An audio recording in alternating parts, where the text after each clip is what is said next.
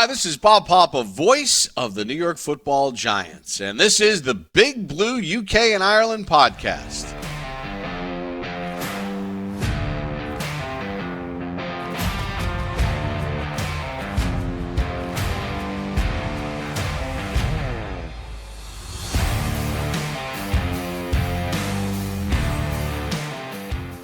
Welcome back, Giants fans, to this ongoing news series that we've been doing recently. This week, please welcome my guest for this episode, UK Giants fan Ben Tredinnick. Ben, how you doing, mate? You all right? I'm doing all right. Yous? Yeah, not too bad, thanks. Cheers for jumping on. It's much appreciated. You know, this series has been ongoing for quite a few days now. And, you know, we can't do without kind of the interaction we get from you guys and volunteering to jump on. So, you know, it's much appreciated. So this is a new series that we're doing with fans, content creators and more. So we've got roughly 5 questions for you, and then we'll have a quick fire round of predictions, probably around about 20 minutes, if that's all good with you, mate. Yeah, that's fine. Wicked. So we'll start from the very start for you being a Giants fan. So how long have you followed the Giants? Why did you start following the NFL, stroke the Giants, and have you seen them live? Well, it's sort of a two-way support. I started following them, recognizing them about 20 years ago. So I was 6, and I was put on Sky. Oh, there's NFL was on, and there's this Giants, there's this team, and I don't know what happened, but I instantly felt a connection. And so for the next, say, about 10 years, it was just my little thing. It was just my little thing. Didn't really talk about it much. And then 10 years later, 2016, my uncle gets me and my brother tickets to the Twickenham game, Giants-Rams. Yeah. And it's the first game I've been to. And, I think that was the time where sort of NFL in my family became accepted, became the norm. Unfortunately, my brother became a Rams fan, so...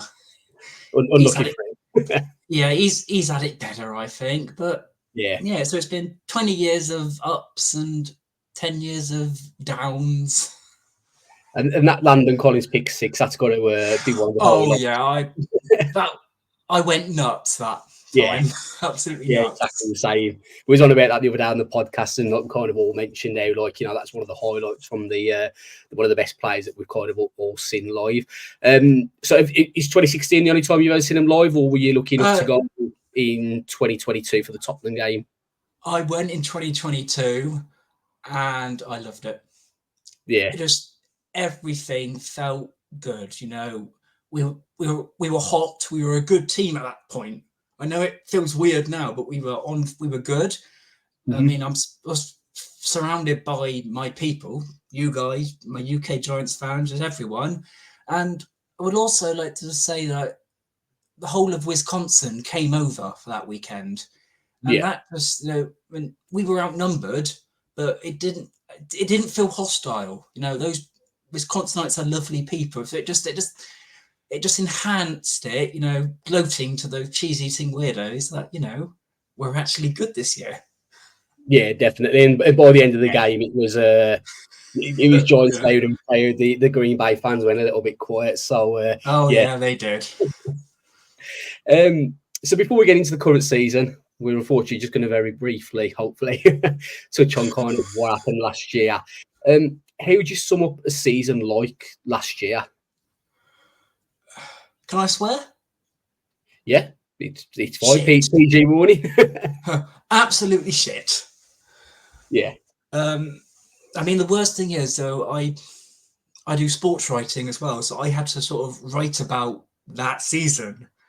Just remind us. Yeah. So sort of I came in actually optimistic for once. Week 1. Cowboys, the usual season opener, all night watching Red Zone all night, Sunday night game, and then it all went wrong.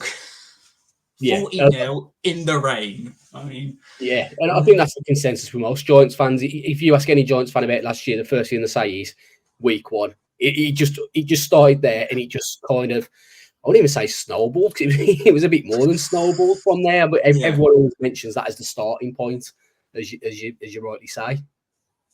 Yeah. Yeah, go on. I would also say it never got any better. You know, we sort of came back second week of the Arizona comeback, but then after that, it just didn't even start. Now, could you blame Daniel Jones being injured? Potentially. No, we never, and we weren't the only team to do this. We had a whole carousel of injuries from tons of teams, but the lack of stability in that position, combined with all the other mistakes that were made, sort of led to it. You could say. Yeah, and let's face it, we had our fair share of injuries pretty much every week last year. So we'll go into a bit, hopefully, more joyous times now, and we'll forget about last season. That's in the past now. Hopefully, we'll never mention it again. Obviously, the Giants were on Hard Knocks this kind of off-season. First time a team's done it as an off-season show as opposed to being, pre-season or during the season. What were your major takeaways from it, and did you have a favourite moment or moments from the series? I mean, it didn't fill me with a lot of joy. It just felt a bit, okay, we're trying to build from the next year. I would say the only real takeaway I had from it, I didn't really watch most of it, but the real takeaway I had from it was, I don't know, I can't remember who said it, but they said that basically, any quarterback would struggle under this O-line. And I mean, that is the truth. Patrick Mahomes would struggle. Yeah. And people forget that. You can criticize players and all that, but if you've got no protection, you can't play. I mean, yeah, I think nice to have. Yeah, I think it might have been Joe Shane that said it. I think it was. Yeah, now recalling it. But yeah, as you say, kind of the old line's been. Let's face it, that's been an issue for a long time. 10 years. Yeah, exactly. So, let's fingers crossed that we've hopefully fixed it or sorted it out this year. No. Yeah, as a recording, we've had 2 preseason games at the minute. The Lions the first week, and then obviously we had the Texans this past weekend with the Jets upcoming. How would you sum up the first 2 preseason games? I mean, Malik Neighbours, LSU Tiger, 6th pick of the draft. He shone. He did some good stuff. The rest of it, I mean, I don't really see much into preseason if the starters don't play, because who wants to watch a load of backups? Not dissing them, but really it's the starters that you seem to care about. And I wasn't that confident, but I'd rather be pessimistic and then have my hopes raised rather than coming with high expectations just to be killed again. Yeah, a little bit like the song "The Only Way's Up." Yeah. But yeah, I mean, like you say, pre-season's always a tough one because you want to see the starters, but at the same time, you don't want to see the starters, especially when you have the injuries that we've had over the last few years. The last thing you want to do is see a starter, heaven forbid it's somebody important, go down in a meaningless game. And, game.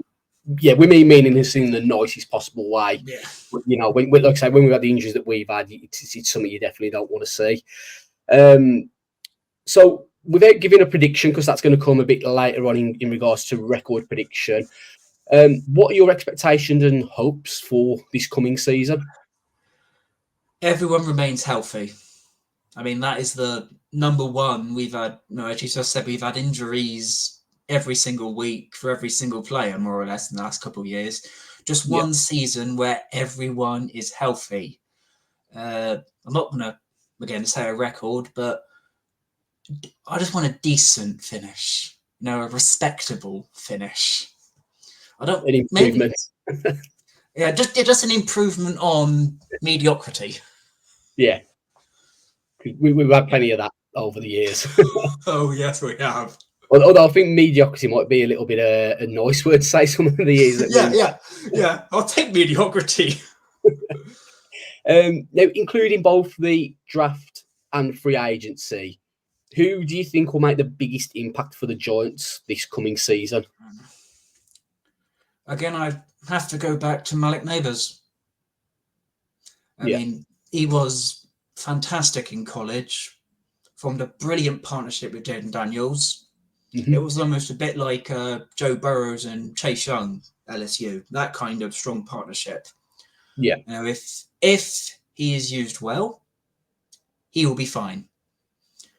As for our run game, Devin Singletary, he might be better than the previous guy, who I'm not going to mention. Yeah, his name's banned by certain members of our... Yeah, traitor, I think is the best word for him. So with Malik Neighbours, you say if he's used properly, do you have the confidence that he will be? And does that come from a coaching perspective, or is there any thinking in regards to maybe the quarterback as well, quarterback play being an issue? I mean, again, it goes back to that O-line. If the O-line is secure and Daniel Jones is healthy, here's hoping. Yeah. He hasn't had a good history of it, but here's hoping he earns that money. And if he can find his targets, then he'll be used well. Yeah. Yeah, you can blame the coaching all you like, but at the end of the day, it's the guys on the field. And I think, to be fair, like mentioned the O-line, it's not looked too bad in the two preseason games. It's better. It's looked better than what it has done. I mean, some people might say it takes some doing to look worse. But I know it's only pre-season, like you say, you can't read too much into pre-season, but hopefully that's giving you a little bit of hope that the O-line could potentially be an improvement. So we're just going to move on to some predictions now. So could be the player you've already mentioned. I know this player has been quite popular, but who do you think is going to be the most valuable Giant on offense? Again, Nabas.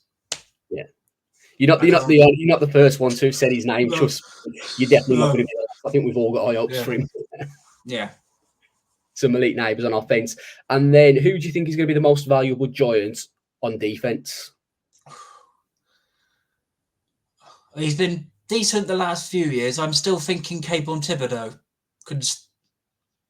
I'm still thinking him. You know, he has been one of the bright spots in I don't want to say a poor offense, because it's been poor defense, because it's been better than the offense, but in a defense that has had holes in it. Let's just say he's occasionally been the one to make the plays. If he's going to be in his third year now, so if he just focuses a little bit more, he could do well.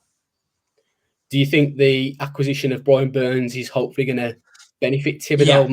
Yeah. Not just from on the field, but maybe even a mentoring role as well. Yeah. I mean, Brian Burns has been a good pick. Good decision to bring him over. He should do well. Yeah, and if there's someone that Thibodeau can learn off, I mean, Brian Burns is still young enough, and he's learned from the likes of Hassan Reddick himself when he was in Carolina. So, hopefully he's given a few techniques to Thibodeau, and I think there's even been videos of him in training camp, etc. Like obviously talking and doing a few moves. So, I like the Thibodeau pick. I think we all want to see Thibodeau ball out, who's a 5th overall pick, and we'd all love to see him get double-digit sacks and take that next step to that next level and put him in the elite category, all being well. Who do you reckon will be the surprise package in terms of the player that could surprise people this year? You know what? I am going to do it. Daniel Jones. Okay, yeah. He's okay. I'm a bit of an apologist for him. I will. Okay, he's my quarterback. I will defend him. As long as he's with the Giants, I will defend him. But for the last 5-6 years, he hasn't had it good. And partly that could be his own fault. Partly because that is the organisation. But as we had in 2022, it was on his. Essentially would have been his final year. I think could be on his final year again this year. Yeah. And he balled. He was an absolute legend because he stayed healthy. And again, he stayed healthy. And I think he could do it again this year. I mean, we're going to ignore what we saw in Houston. That's just him just getting it over the pre-jitters. He hasn't played for a while. That's probably me being optimistic, but once we get into the swing of things, it's a somewhat generous schedule we've got this year. Yeah, I think if things turn right, he can have a respectable year and save his career. Yeah, because I think it's fair to say, and maybe I'd include myself in this, he has been written off by a fan base. I mean, I think the best way to describe Daniel Jones is Marmite. You either love him, or I don't want to get using the term hate because I think that's a harsh word, but you either love him or you dislike him, and you're ready for him to move on. And like we've said on this podcast many times that we want Daniel Jones to ball out. We don't want to have to move on from Daniel Jones because that means wasted money, wasted draft pick by getting another quarterback. If Daniel performs well, that can only be good for the Giants. Yeah. So I like that as a surprise pick. Like I say, many people have written him off. So last one we'll ask, team record. Now you can either give a team record or you can give a win range that you're hoping for. I'll leave it up to you as to which way you want to play that one. I've been thinking about this for a while. I want 7 to 9 wins. Round the 500. Yeah, I think that's gettable. Mm-hmm. I don't think we're going to be playoff challengers. No, I think Washington might do good this year with Jaden Daniels. Yeah. As for the Cowgirls and She-Gulls, you never know with them. They manage to get stuff done to our annoyance, but I think a 7 to 9 area, I think, would be a decent season for us, considering everything that's gone on. Yeah, definitely. And like I said, that 7 to 9, that could get Daniel that extra year. And yeah, I mean, there's questions. Is Dave's on the hot seat this year? Obviously, close to that 9 wins will give him more time as well. So yeah, that 7 to 9. I think most Giants fans would take that right now, especially after having only 6 wins last year. It's more than last year. That's an improvement, right? Yeah. So one last question I'll ask just for fun. What jerseys do you own of the Giants, and who is next on the list? Right. I only own one jersey, and I'm wearing it right now. It is the greatest quarterback of all time, Eli Manning. For a while, I've been considering getting a new one. I love the throwback. That should be the proper jersey, I think. However, at the moment, I just don't think there's a player that is worth, in my eyes, worth spending money to have their name on the jersey that I'm going to have to keep forever. Yeah, because let's be honest, the jerseys aren't cheap. That you look at 110 pound and 150, start going for the stitched kind of ones. And if you're spending that kind of money, you want the player to last a bit longer than a Kadarius Toney or a DeAndre Baker. You know what I mean? Yeah. You want to get a little bit of wear out of it. Do you plan to buy the Century Red shirt? I feel like it's a bit of a Marmite shirt. When it was first released, everyone was like, it's horrible. But I feel like quite a few people are starting to come round to it now. Is it something you can see yourself getting?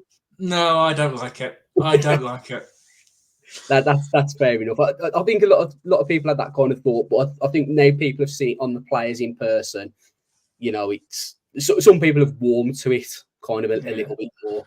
I mean, my opinion may change when we wear it against the Vikings in week 1, but I think it depends if we win in it or not. Yeah, exactly. If we win in it, it's like, I'll buy that. If we lose, it's going to be marked down as like a voodoo shirt. Yeah. So that's all the questions done. So, Ben, thanks ever so much for joining me tonight and doing this, quick 20-minute interview. It's not, these kind of episodes aren't possible without the kind of fans like yourself coming on and interacting with us. So, much appreciated. Before you go, do you use Twitter that you want to plug to any fans or anything? Yeah. I'll plug my Twitter. I'll plug my other job. I'm a sports writer. I'm a college sports writer for a big website. I do NFL as well. So my Twitter is Ben Tredinnick. That's BM and then my last name, which is on the screen. And that's really it. That's my Twitter. Follow me And for that covers your Giants stuff and your sports, right? You do. Giants, college. I moan about F1. I do it all. There you go. So if you want somewhere to go for Giants, sports, F1, and probably any other sport in general, you've got Ben's Twitter handle. So give him a follow, and we'll certainly be liking and retweeting stuff throughout the season as well. So. Looks like that's it for this episode. Hopefully everyone who's listening or watching has really enjoyed it. If you could please make sure to like, subscribe, and all the other stuff that comes with these kind of social media videos and interviews and podcasts, etc. Our links are in the description below. You've heard Ben's link, Twitter handle as well. So until next time, let's go Giants.